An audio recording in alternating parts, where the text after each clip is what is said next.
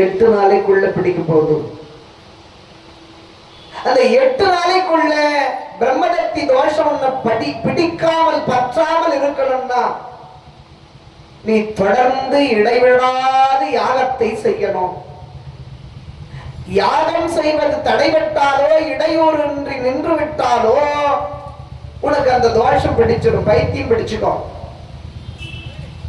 அது பிடிக்காம இருக்கிறதுக்கு வழி தொடர்ந்து யாகம் செய்ய வேண்டும் என்று வியாசர் சொல்லிவிட்டு முடிஞ்சா காப்பாத்திக்கோ, நான் 8 நாள் கழித்து வந்து உன்னை சந்திக்கிறேன் என்பதாக விடைபெற்றார். அவர் சென்று விட்ட பிறகு ஜனமேஜயன் யாகம் செய்வதற்கு முனிவர்களை கூப்பிடுறார். இடைவிடாது 8 நாள் தொடர்ந்து யாகம் பண்ணணும், நிறுத்தவே கூடாது எந்த சூழலையும் அப்படின்னு சொல்லும் போது ஏந்திருக்காத எந்த ஐரி 8 நாளைக்கு உட்கார்ந்து இருக்கிறது. அதிகபட்சம் 3 மணி நேரம் பாரதம். இந்த மகாபாரத சொற்பொழிவில எதிரில் வந்து உட்கார்ந்தா கால நீட்டம் உள்ள மடகம் உள்ளன்னு நேர்த்து வந்தவங்கன்னா நீங்க வாரமா உட்காந்துக்கிறாங்க.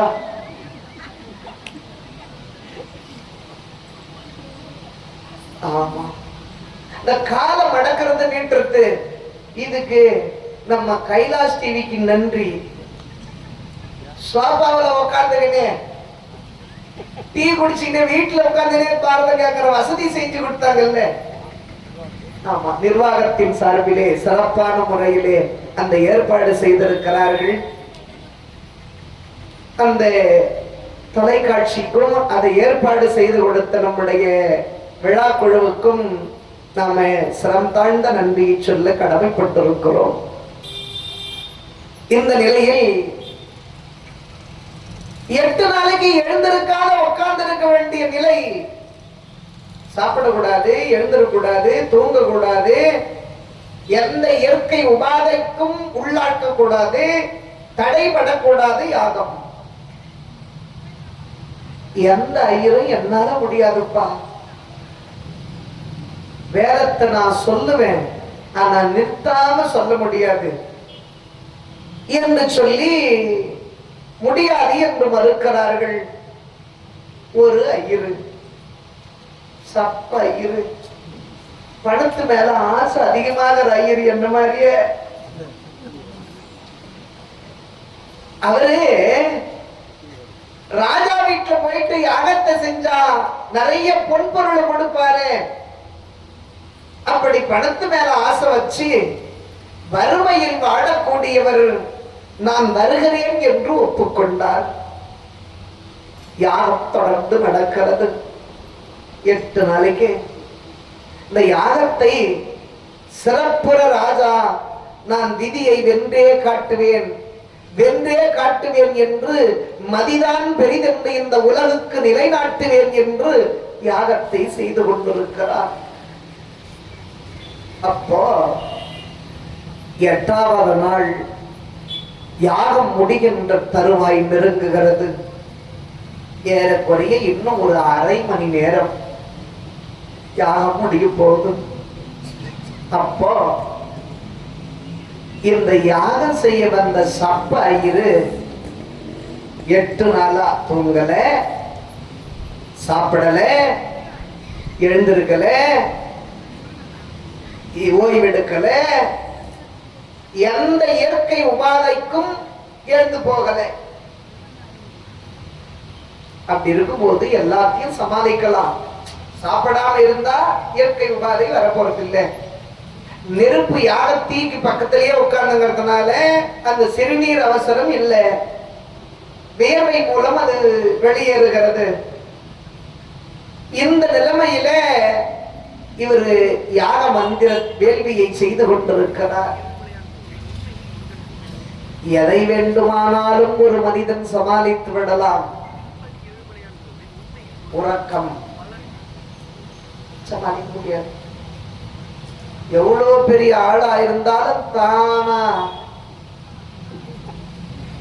ஆட்டி விட்டுருவான். கடைசி 10 நாள் நமக்கு ஆட்டம். நம்ம ஊர்ல தெருக்கூத்து அங்க ஆட்டம். அதுல இருந்து பந்தல்ல உட்காந்துங்கிறவங்க எல்லாரையும் ஆட்டம்.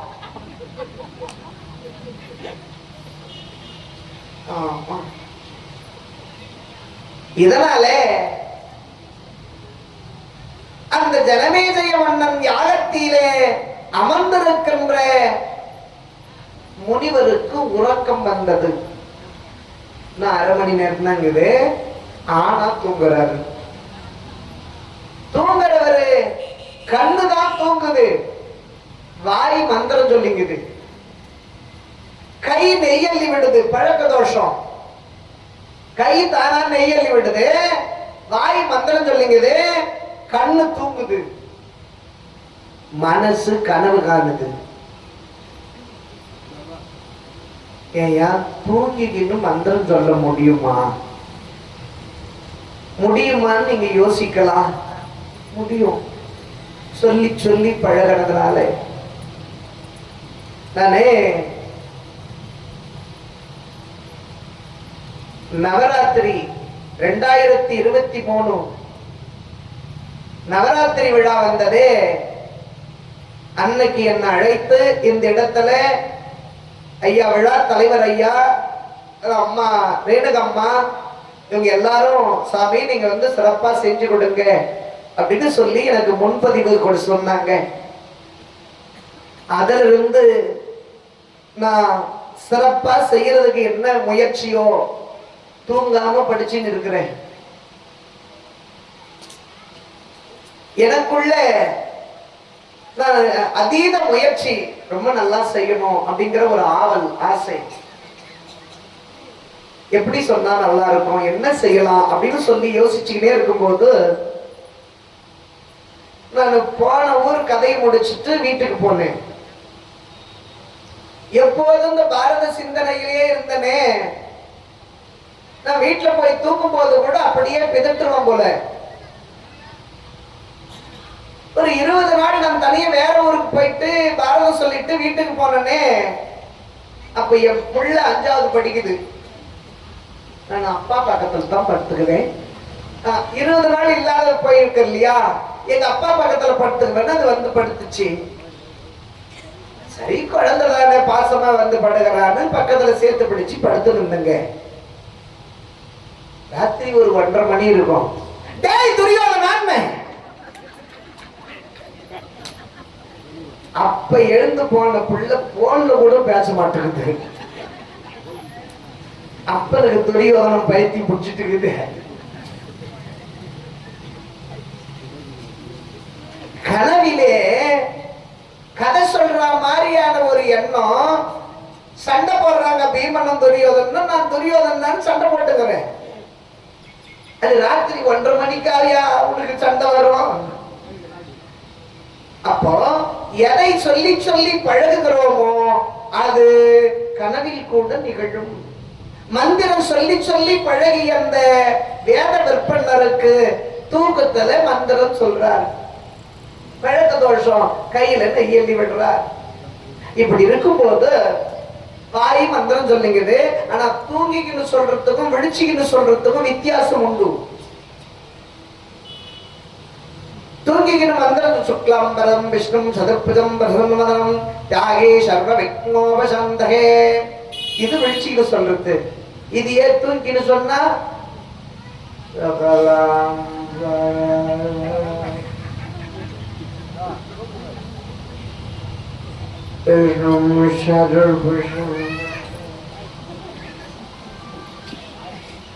இப்போ இப்படி உறங்கிக் கொண்டு, அதுக்கு இதுக்கு வித்தியாசம் உண்டு. இப்படி சொல்லும் போது கை நெல்லி எள்ளி விடுது, வாய் மந்திரம் சொல்லுது, கண்ணு தூங்குது, மனசு கனவு காணுது. இந்த மனசு கனவு காணுதுன்னு அது என்ன கனவு அப்படின்னா, யாகம் முடிஞ்சது. யாகம் முடிஞ்ச பிறகு இந்த யாகம் முடிஞ்சதுனால சந்தோஷப்பட்ட ஐயர் நிறைய பொன்பொருட்களை கொடுத்தன். தங்க மூட்டை வாரி கொடுத்து சந்தோஷமா கொடுக்கும் போது இந்த தங்க மூட்டை எடுத்து மூட்டை கட்டி தலைமையில வச்சுக்கின்னு ஒரு காட்டு வழியா போகிறார் இந்த சப்பையர். இன்னைக்கோட என் வறுமை போச்சு, என் குடும்பம் சந்தோஷமா இருக்கும், என் மனைவி நீ சம்பாதிக்க துப்பி இல்லாத ஆளு அப்படின்னு திட்டினாலே இப்ப எடுத்து போய் காட்டுவனே, இப்ப எடுத்து போய் காட்டுவனே அப்படின்னு சொல்லி சந்தோஷமா எடுத்துன்னு போறார். தங்க மொட்டைய போறது காட்டு வழி. அங்க வந்துச்சு ஒரு புலி. காட்டு வழியில வந்ததே ஒரு புலி. புலிய பார்த்து ஐயருக்கு வந்தது கிளி. கிளி வந்த ஐயரு தங்க மூட்டையை போட்டுட்டு உசுறு பச்சா போதும் அப்படின்னு உசுர கையில பிடிச்சுக்கிட்டு ஓடி இருக்கிறார். இது கனவுல நடக்குது, இன்னும் யாக முடியல. காட்டு வழியில ஓடி இருக்கிறார் கனவுல. இப்போ புலி துரத்த முனிவரோட புலி துரத்த ஐயர் ஓட காட்டு வழியில ஓடி இருக்கிறார். இப்ப நிஜத்துல யாகம் பண்ணிருக்கிறாரு. இந்நேரம் யாகத்துல நெய் அககுதியை விட்டு ஸ்வாஹா ஸ்வாஹா அப்படின்னு சொல்லியிருந்தாரு. இந்த புலி துரத்துற பயத்துல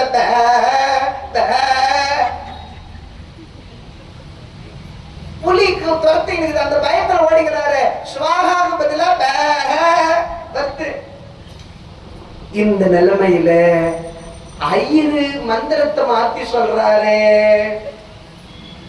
யாகம் தப்பாயிடுச்சுன்னா நமக்கு பிரம்மஹத்தி தோஷம் பிடிச்சிருமே, எந்த குறிக்கோளோடு யாகம் செய்யறோமோ அது நிறைவேறாத போயிடுமே அப்படின்னு நினைச்ச அந்த ராஜா ஜனமேஜயன் பக்கத்துல ஒரு தர்ப்ப புல் இருந்தது.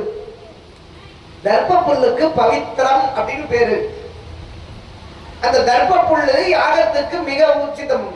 அது இருக்கிற இடத்தை சுத்தப்படுத்தும், தூய்மையா வச்சிருக்கும்.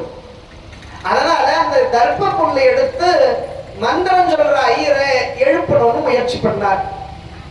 என்ன யாகம் பண்றவங்களே பிராமணர்களே கையில தொடுவது அபத்தம். அதனால தர்ப்ப புல்லு பவித்திரம் தானே, அதை தொட்டு எழுப்பிடலாம் அப்படின்னு தர்ப்ப புல்லு ஒண்ணு எடுத்து யாகம் பண்ற ஐயரை தொட்டு தூங்குற வரை எழுப்பிடலாம் அப்படின்னு தொட முற்பட்டார். ஐயரு அப்படின்னு தூங்கினுக்கிறார். ராஜா வாயை திறந்து சாமி அப்படின்னு கூப்பிடலாம். ஆனா கூட்டா வாயை கட்டிட்டு இருக்குது. யாகத்துக்கு முன்ன யாக கர்த்தாவாவுக்கு வர்றவங்க வாய் தவறி பேசினா யாகத்தீயில எச்சில் போய் விழுந்துடும், விழுந்தா அது அசுத்தமாயிடும் அப்படின்னு சொல்லி வாயை கட்டிக்கிட்டுனா யாக கர்த்தாவா உட்கார்ந்து இருக்கிறான். அதனால வாயை திறந்து கூப்பிட முடியல. பக்கத்துல இருந்து தர்ப்ப புள்ளி எடுத்து தொட்டான். இப்படி தொடவும் புலி பிடிக்கவும் சரியாகுது. கனவுல புலி பிடிக்குது. ராஜா தர்ப்ப புள்ளி தொட்டா. இந்த தொட்ட உடனே புலிதான் நம்மள பிடிக்குது அப்படின்னு எழுந்தான் அந்த முனிவர். 8 நாளா எரிந்து கொண்டிருந்த யாகத்தீரே விழுந்தார். இப்போ ஐயரு ஸ்வாஹா. இவர் மந்திரத்தை சொல்லி ஸ்வாஹா ஸ்வாஹான்னு சொல்லியிருந்தார். இந்த ஸ்வாஹா ஏன் சொல்றாங்க? அக்னி பகவானுடைய மனைவியின் பெயர் ஸ்வாஹா தேவி. எரிகிறது நெருப்பு. அந்த அக்னியின் மனைவியின் பெயர் ஸ்வாஹா தேவி. அதனால அந்த ஸ்வாஹாவை அழைத்து அவங்களுக்கே தெரிஞ்சுக்குது, வீட்டுக்காரர்கிட்ட இருந்தா வேலையை வைக்கணும்னா அம்மா கிட்ட தான் நடக்கணும்.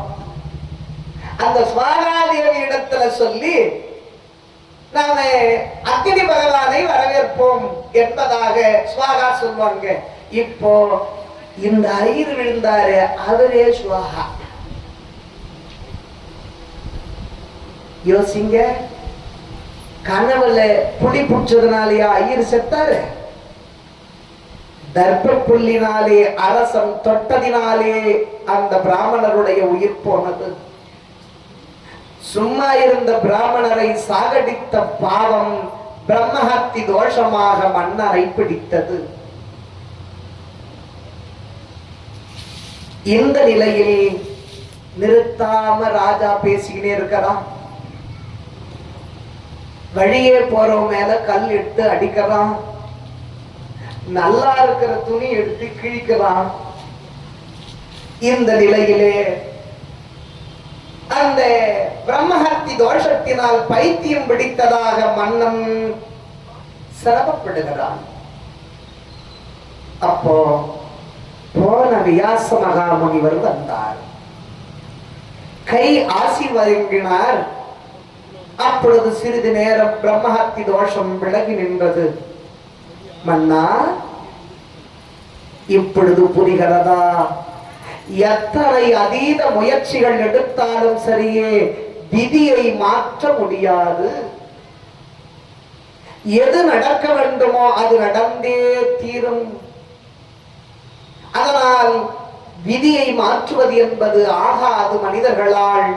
அந்த பிரம்மன் எழுதிய எழுத்து, அந்த விதி நடந்தே தீரும் என்ற நிலைக்கு வியாசர் சொல்ல, தாத்தா என்னை மன்னித்து விடுங்கள், நீங்க அப்ப சொல்லும் போது எனக்கு புரியல, ஆனா இப்போ என் மனது ஏற்றுக்கொள்கிறது, விதிதான் பெரியது. அதாண்டா முன்னோர்கள் சொல்வார்கள், மூத்தோர் சொல்லும் முதுநெல்லி கனியும் முன்னே கசக்கும் பின்னே இனிக்கும். பெரியவங்க பேச்சு கேட்டாதானே, ஏம்மா செல்போன் பார்க்காத, உனக்கு என்ன தெரியும், வாய மூடு. எந்த பாட்டி பேச்சுனா பேத்தி கேக்குது. செல்போன் பார்த்தா கண்ணு தெரியாதுமா, சொன்னா கேளுமா. ஓயாம தேய்க்குது தேய்க்குது தேய்க்குது. அது என்ன தேய்க்குதோ? போனுக்கு வாய் இருந்துச்சுன்னா கதறி கதறி தேம்பி தேம்பி அழும்.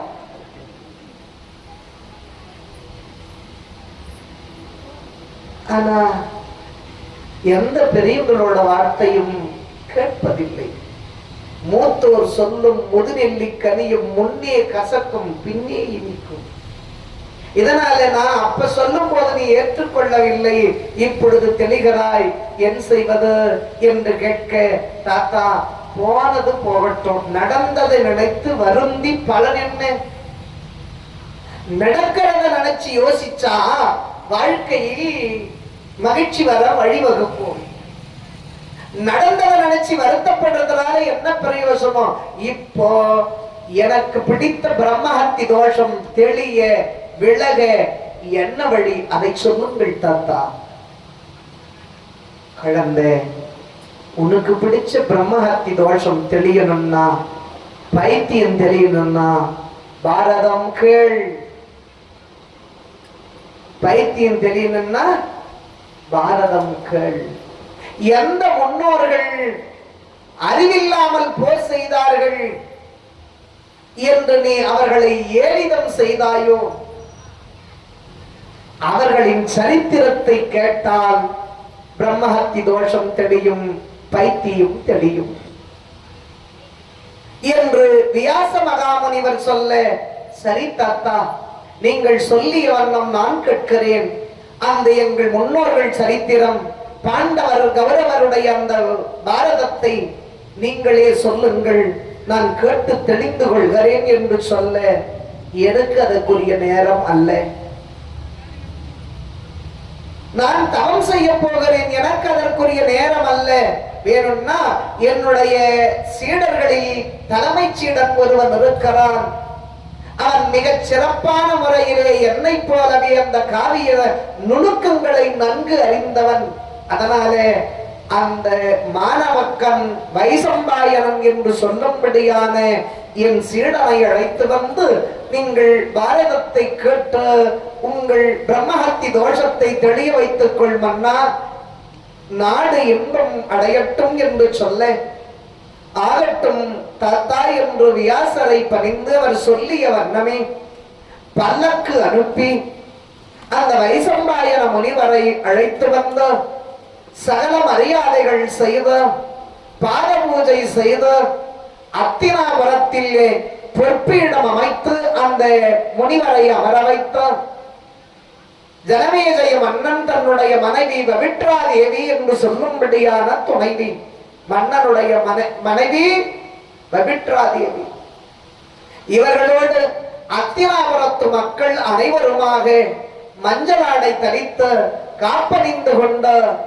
அந்த தர்ம கொடியை நாட்டி வருபவர்களுக்கெல்லாம் இந்த தர்மங்களை செய்வோம் என்பதாக நிலைநாட்டி அற்புதமான முறையிலே அனைவரும் பாரதத்தை கேட்பதற்கு அத்தினாபுரத்து சபா மண்டபத்திலே அமர்ந்து வைசம்பாயன முனிவரின் முன்னிலையிலே கை கட்டி வாய்ப்பொத்தி மகாபாரதத்தை சொல்லுங்கள் ஐயா, எங்கள் முன்னோர்களின் சரித்திரத்தை சொல்லுங்கள் ஐயா, எங்கள் பரம்பரையை நாங்கள் கேட்டு இன்புற காத்து கொண்டிருக்கிறோம், வந்த பரம்பரை எவ்வளவு பெருமைக்குரியது சொல்லுங்கள் ஐயா என்று சொல்லி மன்னன் பணிவன்போடு கேட்க அந்த ஜனமேஜய மன்னனின் பிரம்மஹத்தி தோஷம் தெளிவதற்கு வைசம்பாயன முனிவர் மகாபாரதத்தை சொல்லத் தொடங்கினார். அதை போன்று அடியங்களும் சொல்ல முற்படுகிறோம். ஸ்ரீமத் ராதாரமண கோவிந்தா. 2 நாள் ஆயிருக்குது ஆரம்பிக்கும். கவனிங்க, பாரதம் எப்படி எழுதுறாங்கன்னு நேற்று பார்த்தோம். பாரதம் முதல் எங்கு அரங்கேறியது என்று இன்னைக்கு பார்த்திருக்கிறோம். அத்தினாபுரத்தில் அரங்கேறியது. அபிமன்யுவின் பேரப்பிள்ளை பாரதத்தை கேட்கிறான். அவனுக்கு பிடித்த பிரம்மஹத்தி தோஷம் தெளிவதற்கு கேட்கிறான். இது தெளிவு. இப்போ இந்த பாரதம் விழாவாக ஆங்காங்கே செய்வதற்கு காரணம் என்ன? அவனுக்கு பிடிச்ச பிரம்மஹத்தி தோஷம் தெளிய அவன் கேட்டான். முடிஞ்சு போச்சு. நமக்கு என்னையா குறை, நாம ஏன் இதை செய்யணும் என்று கேட்டால் இதற்கு நூல் பயன். இந்த பாரதம் எழுதியதற்கு பிறகு வரம் தருவார் என்று ஒருவர் இந்த நூல் பயன் அப்படின்னு எழுதியிருக்கிறார். இந்த நூலை படிப்பவர் தமக்கு பவம் தொலையும். பாரதத்துக்கு நூல்னு பேரு. நம்ம தமிழிலே வருகிற தர்ம சாஸ்திரங்கள் அனைத்திற்கும், காவியங்கள் அனைத்திற்கும் நூல் என்று வைத்தார்கள். ஏன் இதுக்கு நூல்னு பேரு அப்படின்னா, மரப்பற்றையில நீங்க போய் பார்த்தீங்கன்னா கோணல் கோணலா இருக்கும் மரங்கள். வளரும் போதே அவர் நேரா வளருது. கனவு இருக்கும், கோணைகள் இருக்கும். அந்த கோணையான மரங்களிலே இருந்து நேரான பலகையை அறுத்தெடுக்கணும். அறுத்தெடுக்க என்ன செய்வாங்க? ஒரு நூல்ல சாயத்தை தடவிட்டு அது நேரா பிடிச்சு அந்த மரத்துல ஒரு கோடு போடுவாங்க. நேரா பிடிச்சு ஒரு கோடு போட்டுட்டு அந்த கோடு இருக்கின்ற அதன் மீதே அந்த மிஷினை வச்சு அறுத்தாங்கன்னா கோணல் எல்லாம் விலகி நேர் பலகை நமக்கு கிடைக்கும். அப்போ மரத்திலே இருக்கக்கூடிய கோணலை நிமிர்த்த ஒரு நூல் பயன்படுகிறது. நம் அறிவிலே இருக்கக்கூடிய கோணல்கள், அதிகமாக இருக்கக்கூடிய அந்த இன்னல்கள், நம் வாழ்வில் இருக்கக்கூடிய துன்பங்கள், இதையெல்லாம் அகற்றி நம் வாழ்க்கை நேர்பட மரத்த நேரா இருக்க நூல் பயன்படுகிறது. நம் வாழ்க்கையை நேராக்குவதற்கு இந்த நூல் பயன்படுகிறது. அதனாலதான் நம் முன்னோர்கள் இதற்கு நூல் என்று பெயர் வைத்தார்கள். இன்னும் ஒரு நூல் இருக்குது, நம்ம மானத்தை காப்பாற்றுற நூல். அதை பத்தி உங்களுக்கு இங்க சொல்ல வேணாம். மானத்தை காப்பாற்றும்படியான நூல், நம் மரபை பண்பாட்டை காக்கும்படியான நூல், அது ஆரணி நூல். அப்படிப்பட்ட அந்த பண்பாட்டையும் மரபையும் காப்பாற்றும்படியான நூல் மகாபாரதம். இந்த அந்த நூல் படிக்கிறதுனால என்ன பயன்? படிப்பவர் தமக்கு பவம் தொலையும். பாரதத்தை படிக்கிறவங்களுக்கு பாவம் இருக்காது. அது எங்களுக்கு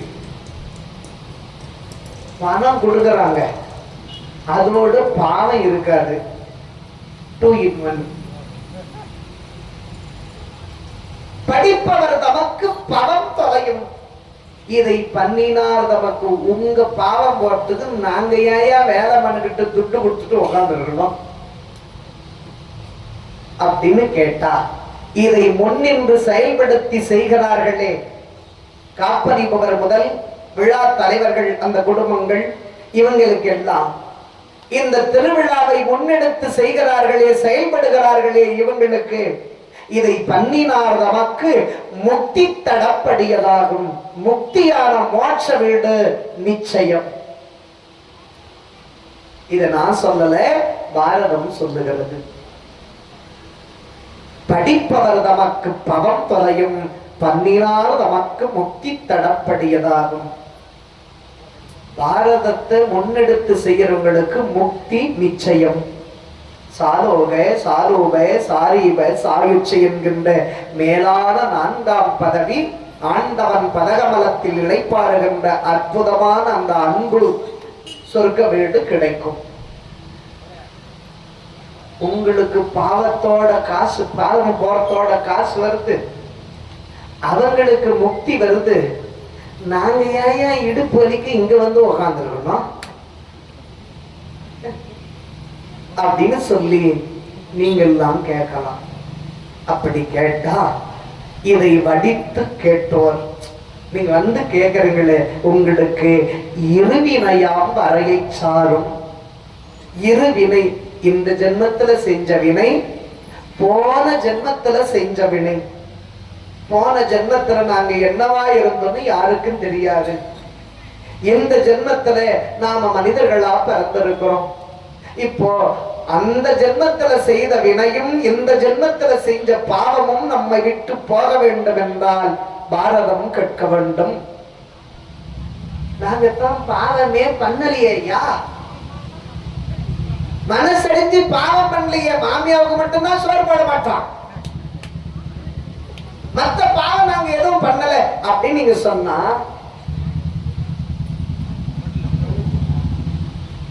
பயமாவே ஏத்துட்டு கவனிங்க. பாவம் நம்மை அறியாமல் செய்து கொண்டுதான் இருக்கிறோம். வேகமா நடக்கும் போது நம்ம காலு கீழே எறும்பு மாட்டி செத்து போகுது. தண்ணி தவளை தூக்கி வைக்கும் போது கீழே தண்ணி தவளை கீழே எத்தனையோ எறும்புகள் மாட்டி போகுது. இன்னும் ஒரு சில புண்ணியவதி எல்லாம் என் ஊர்ல இருக்கிறாங்க. எறும்பு வரையங்கன்னா இருந்துச்சுன்னா நெருப்பு எடுத்து போய் கொட்டுறவங்கலாம் இருக்கிறாங்க. இங்க நான் சொல்லல,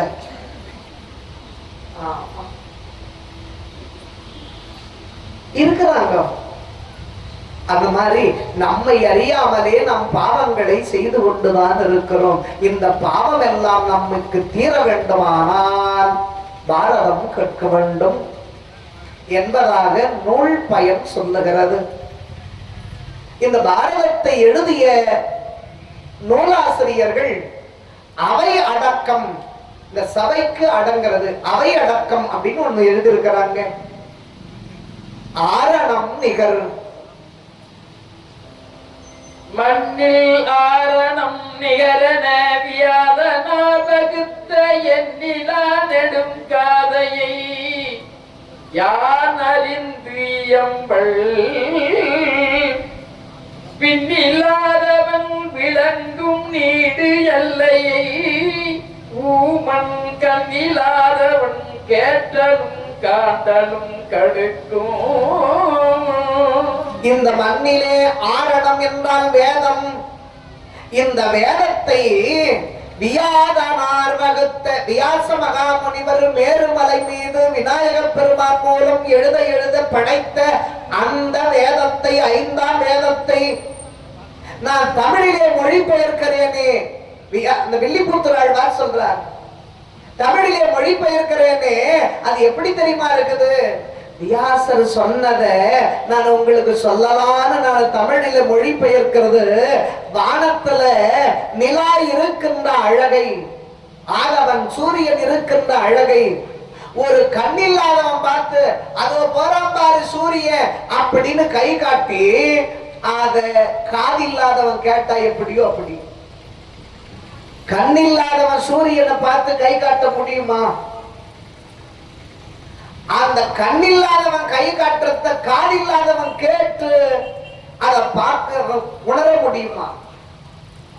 இதனால கண்ணில்லாதவன் பார்த்து கை காட்டி ஊமையன் சொல்லி அத காதில்லாதவன் கேட்டா எவ்வளவு சிரிப்பா இருக்குமோ, இது எப்படி நடக்காதோ அந்த மாதிரி வியாச மகாமுனிவர் சொன்ன பாரதத்தை நான் சொல்றது இவ்வளவு வேடிக்கை தான்.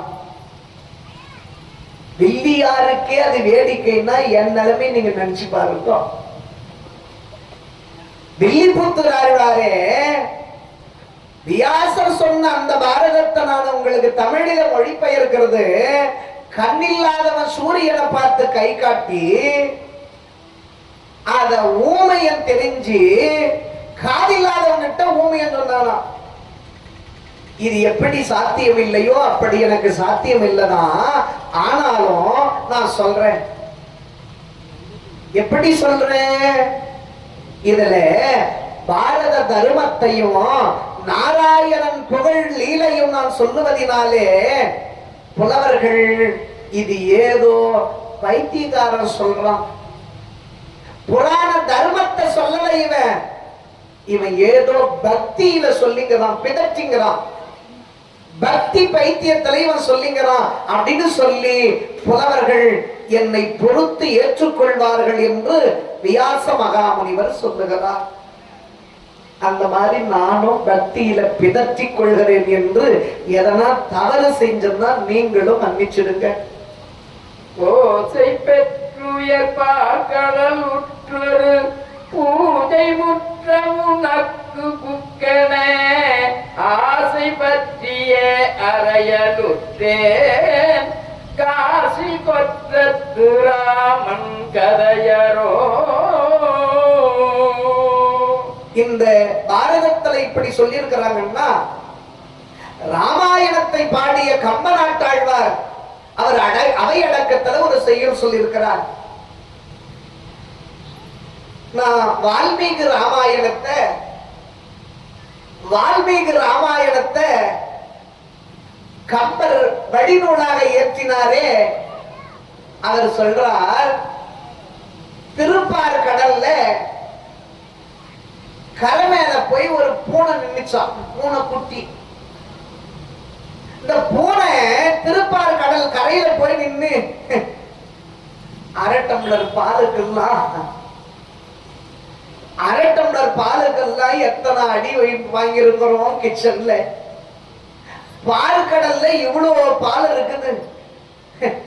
இன்னைக்கு நமக்கு நல்ல வேட்டை. இந்த பால்கடல்ல இருக்கிற ஒட்டுமொத்த பாலையும் நான் இன்னைக்கு பொழுதுக்குள்ள நக்கி குடிச்சிருவேன்னு பூனை குட்டி நினைச்சுச்சான். முடியுமா இது? பார்க்கடல் ஒட்டுமொத்த பாலையும் நான் நக்கி குடிச்சிருவேன் பூனை குட்டி நடக்கிறது எவ்வளவு வேடிக்கையோ அப்படி ராமனுக்குரிய அந்த கதை ராமாயணத்தை நான் ஆசைப்பட்டு அறையலுற்றேன். பூனை குட்டி நக்கி குடிக்கிற மாதிரி ராமனுடைய கதையை நான் சொல்லுகிறேன். அது எவ்வளவு வேடிக்கையோ எதுவும் வேடிக்கை தான், மன்னிச்சிடுங்க அப்படின்னு அங்க கம்பர் சொல்லுகிறார், இங்கு வில்லியார் சொல்லுகிறார்.